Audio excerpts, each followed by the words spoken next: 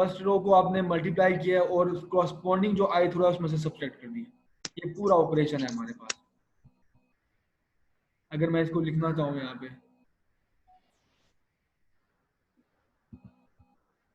तो ये आपके पास है लेट्स से आई की वैल्यू है 2, तो सेकंड आपके पास होगी रो, ठीक। तो माइनस करोगे जो आपके पास फर्स्ट एलिमेंट है उसका कॉरस्पॉन्डिंग जो कॉलम है ये 2 1, ये एलिमेंट है, डिवाइड बाय जो पीवट है 1 और ये 1, ठीक है। आप मल्टीप्लाई कर दोगे फर्स्ट रो को, ये आ गया आपके पास फर्स्ट रो। तो ये अगर थर्ड रो होगी तो 2 की जगह पे 3 आ जाएगा, ये सी यहाँ पे 3 आ जाएगा, यहाँ पे अगर फोर्थ रो है यहाँ पे 4 आ जाएगा, यहाँ पे 4 आ जाएगा, ठीक। तो ये हमने ऑपरेशन इस तरह करने हैं जो कि हम ऑलरेडी मैथमेटिक्स में देख चुके हैं, इसको नई चीज नहीं है। यस एक सर। चीज से ध्यान करना है, आप देखो यहाँ पे डिवीजन हो रही है, तो डिवीजन के लिए ध्यान रखना है कि आपने 0 से डिवाइड नहीं कर देना, आपने 0 से डिवाइड नहीं कर देना। और इस चीज को अवॉइड करने के लिए जरूरी है कि आप डायगोनल पे एलिमेंट 0 आने ही ना दें, क्योंकि हम यहाँ से डिवाइड करें, देखिए 1 1 को, 2 2 को, 3 3 को, 4 4 को, तो ये एलिमेंट्स को हम जो डिवाइड करेंगे ये अगर डायगोनल पे होगा ही नहीं तो हमारे पास कहीं भी ये वो डिवाइड बाय 0 वाली कंडीशन आएगी नहीं। तो आपने अगर कोई आपके डायगोनल पे आ भी गया है 0, तो आप रो इंटरचेंज के थ्रू आप उसको रोज को चेंज कर सकते हो, ठीक है। लेट से पहला एलिमेंट आपका 0 आ गया है, इसका कॉलम का 1 1 जो है 0 है, तो अब ये पीवट है, इसको तो आप डिवाइड नहीं कर सकते किसी भी एलिमेंट से, तो आप रो इंटरचेंज कर दो कि ये 0 जो है ना फर्स्ट डायगोनल पे ना रहे, ठीक है। अच्छा, अब क्या ये कंप्लीट इसको इस चीज को कहते हैं पिवटिंग कहते हैं, कि आप डायगोनल एलिमेंट पे 0 ना आने दें, इसको पिवटिंग कहते हैं। और डायगोनल एलिमेंट्स को हम कहते हैं पिवट्स। तो कंप्लीट इंटरचेंज कहते हैं कि सारे आप ये रोज को भी इंटरचेंज करें, कॉलम्स भी करें। और पार्शियल पिवटिंग होती है कि आप सिर्फ रोज को चेंज करें, सिर्फ कॉलम्स को। तो अगर आपके सिस्टम ऑफ लीनियर इक्वेशन का सॉल्यूशन एग्जिस्ट करता है तो सिर्फ पार्शियल पिवटिंग से, मतलब सिर्फ रो चेंज करने से या सिर्फ कॉलम चेंज करने से, सिर्फ रो चेंज करने से या कॉलम चेंज करने से आप अलाउ कर सकते हैं कि डायगोनल पे कोई एलिमेंट वो जो 0 ना रहे। अगर उसका सॉल्यूशन एग्जिस्ट करता है तो ये पार्शियल पिवटिंग काफी हो। अगर सॉल्यूशन एग्जिस्ट नहीं करता तो आप पार्शियल पिवटिंग के बाद भी 0 एग्जिस्ट करेगा डायगोनल पे, तो आप उसको डिवाइड बाय 0 से नहीं रोक पाओगे, इस वजह से आपके लिए ये मेथड फेल हो जाएगा, बल्कि उसका सॉल्यूशन भी एग्जिस्ट नहीं करेगा। अब इसको ले लें एग्जांपल, एक एग्जांपल है हमारे पास ये मैट्रिक्स है। तो ये है हमारे पास x1 का कोफिशिएंट, ये x2 का कोफिशिएंट, ये x3 का कोफिशिएंट। ये दूसरी इक्वेशन है, ये भी x1 का कोफिशिएंट, x2 का कोफिशिएंट, x3 का कोफिशिएंट, ये भी x1 x2 और x3 का कोफिशिएंट है। ये सामने इक्वल के बाद जो हमारे पास साइन होते हैं वो ये है, ये इक्वेशन है हमारे पास, ये इक्वेशन है, ये हमारे पास इसको इस तरह लिखा हुआ है x1 का ये कोफिशिएंट और ये x2 के कोफिशिएंट और ये x3 के कोफिशिएंट, और ये आपके पास इक्वल के बाद ये 20 है, ठीक है। अब काम ये है कि मैंने इसको करना है, अपर डायगोनल बनाना है, तो मुझे ये इस एलिमेंट के नीचे जितने भी एलिमेंट्स हैं ये कॉलम, इसको 0 बनाना है। तो उसका ऑपरेशन फिक्स है। ऑपरेशन फिक्स ये है कि आपने ये पिवट उठाना है, ये पिवट, इसको हम पिवट है, ये डायगोनल एलिमेंट, इसको उठाना है। और हर कॉरस्पॉन्डिंग एलिमेंट से, ये कॉरस्पॉन्डिंग एलिमेंट है थर्ड, इसको थर्ड को इसे 3 को -3 को 4 से डिवाइड कर देना। कॉरस्पॉन्डिंग एलिमेंट 1 है, इसको इससे डिवाइड कर देना।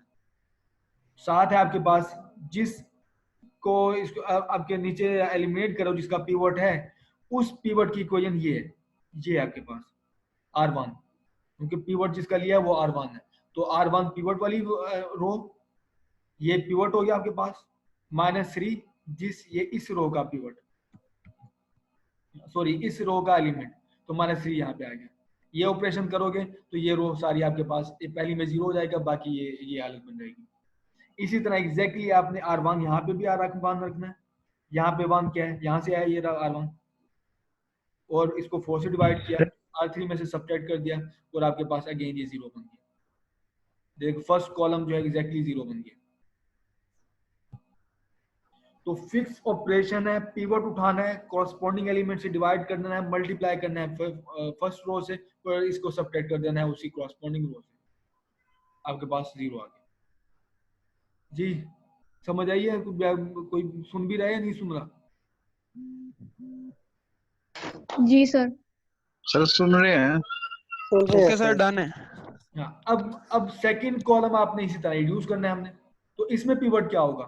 पिवट है डायगोनल एलिमेंट, वो ये रहा, ये पिवट है हमारा, PIVIT, ये पिवट हो गया। अब इसको लेना है, और सिर्फ इधर नीचे रो ही कितनी है? रो ही हमारे पास एक है, हमारे पास यहाँ पे रो ही एक है, तो वो हमने लिया है पिवट इसका -2.5, ये कॉरस्पॉन्डिंग जो ये थी रो, ये वाली -0.5 को इसे -0.5 डिवाइड बाई 2.5 और मल्टीप्लाई कर दिया R2 से। अब क्योंकि अब जो पिवट है वो R2 का है, R1 का नहीं है, तो R2 और नीचे वाली जो रो है वो R3 है, उसे सब्ट्रैक्ट कर दिया, ये 0 बन गया। सिर्फ ये कॉरस्पॉन्डिंग ये एलिमेंट नहीं करना, पूरी रो उठानी है, पूरी रो के हर एलिमेंट के ऊपर ऑपरेशन होता है। ये पूरी रो है, R1 पूरी रो है, R2 पूरी रो है, तो सिर्फ आपने ये नहीं देखना। तो ये देखें, ये कॉरस्पॉन्ड हो गया, ये 0 हो गया, और ये देखो ये भी तो चेंज हो गया 2.75, तो ये आपके पास ये मैट्रिक्स बन गया।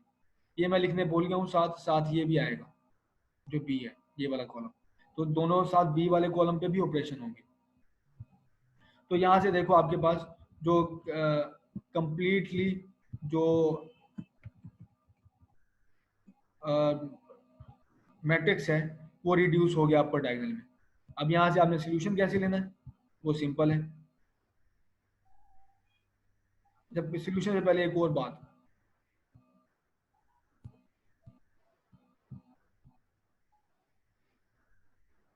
जो रेशो हमने कोफिशिएंट्स के लिए है, पहला कोफिशिएंट हमने क्या किया था, ये देखो -3/4 नहीं था कोफिशिएंट, और दूसरा कोफिशिएंट क्या 1/4, एक यहाँ का कोफिशिएंट है और दूसरा है यहाँ का कोफिशिएंट 1/4।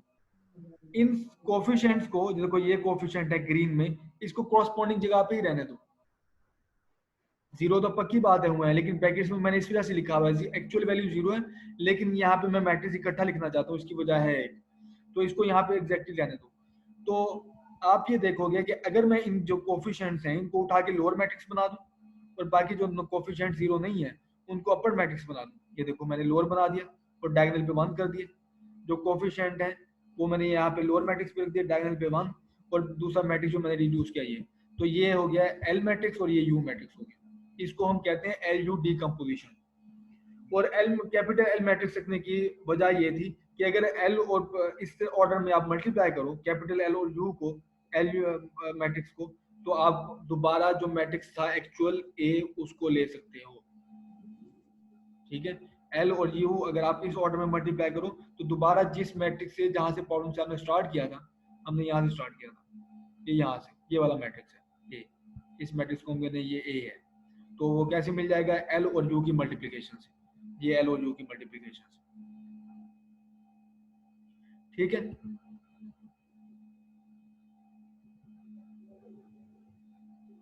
सर ये एल और यू किसकी एब्रिविएशन किसका, या वैसे नाम दिए हुए हमने? Lower upper. Okay sir, okay. Ali Murtaza सुन रहे हो? सर ये जो लोअर में आपने अली मुर्तजा, अली मुर्तजा समझ आ रही है आपको? यस सर, आ गई। रफीउल्लाह आ रही है? रफीउल्लाह जी सर, आ रही है बात। आप सब पूछो अब। मैंने सर तो ये कुछ जो नहीं आपने पूछा था। लोअर में डायगोनल वैल्यूज 1 1 क्यों रखी है? ये खुद ये बनानी लिखने है का हमने? तरीका है, अगर आप डायगोनल पे 1 1 रखो तो दोबारा आप एक्चुअली इसको इस ऑर्डर में ऐसे नहीं लिख सकते।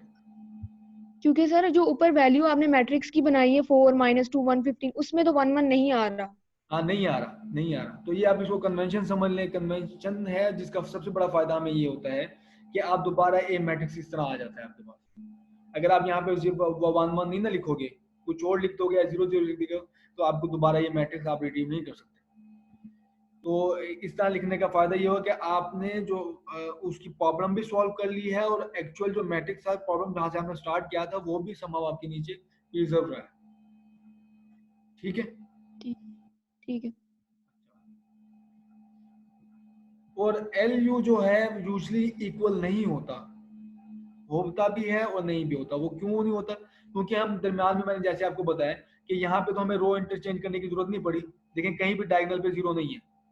अगर यहाँ पे 4 की जगह पे 0 होता तो मैं प्रोबेबली थर्ड रो को फर्स्ट रो से रिप्लेस कर देता, इंटरचेंज करता, तो फिर देखो एक्चुअल जो मैट्रिक्स होया था वो चेंज हो जाता।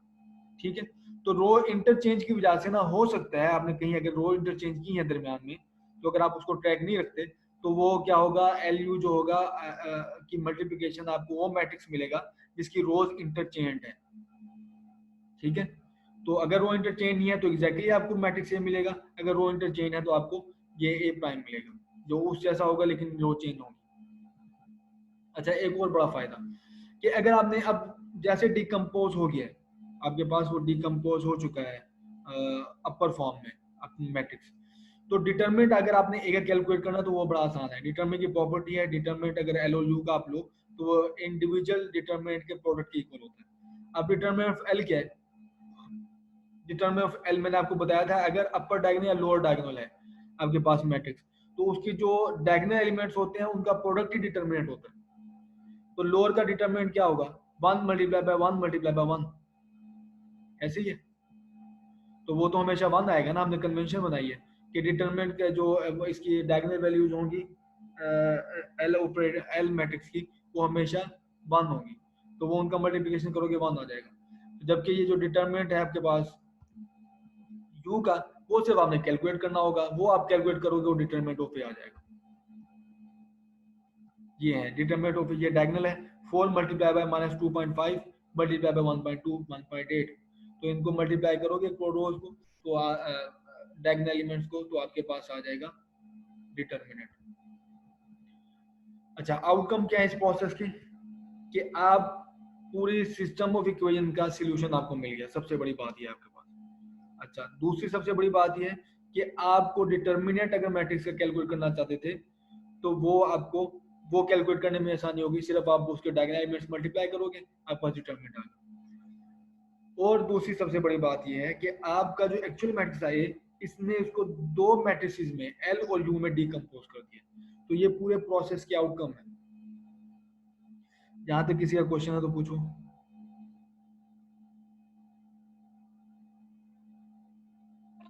No sir, okay. क्या सर, कोई क्वेश्चन है? क्या सर आवाज? No sir. सर ये थर्ड वाली जो इसका बेनिफिट है वो जरा दोबारा रिपीट कर दें। Provide as a decomposition of matrix. हमने जो मैट्रिक्स ए था उसको डिकम्पोज कर लिया, किसमें? एक एल में और यू में तोड़ लिया हमने, तो एक डिकम्पोजिशन भी प्रोवाइड करता है हमें। डन हो गया सर, मूव ऑन करें। तो इसे हम कहते हैं गॉसियन एलिमिनेशन मेथड। तो एक सिस्टमेटिक प्रोसेस है कि आपने पिवट उठाने हैं, उसको डिवाइड करना है और कॉरस्पॉन्डिंग एलिमेंट से उसको मल्टीप्लाई करके, ये सिर्फ आप इसी को श्योर करें और यही ऑपरेशन रिपीट करते जाएं, एट दैट जितना बड़ा भी मैट्रिक्स है आपके पास वो रिड्यूस हो जाएगा अपर और डायगोनल लोअर में। अब जो चीज इसमें है वो थोड़ी सी मेहनत तलब, वो इसका एल्गोरिथम है कि अगर आपके पास जनरल को मैट्रिक्स हो n क्रॉस n का और आपने उसका सॉल्यूशन लेना हो, n लीनियर इक्वेशंस हैं, तो आपके पास एक एल्गोरिथम है जिसमें आप वो मैट्रिक्स एड में करोगे, एट एंड आपको वो सॉल्यूशन प्रोवाइड कर देगा, x1 x2 और x3। याद करो हमारे पास सॉल्यूशन क्या है, x1 x2 और x3 की वैल्यूज हैं। अच्छा, तो ये जो अभी हमने लीनियर कम देखा है इसका डिकम्पोजिशन देखिए। तो इससे पहले कि हम आगे ये गॉस एलिमिनेशन मेथड डिस्कस करें, तो आप ऐसा करो कि आपके पास बुक है सबके पास? यस सर है। नो सर, अभी तो पास नहीं है सर। No sir. नो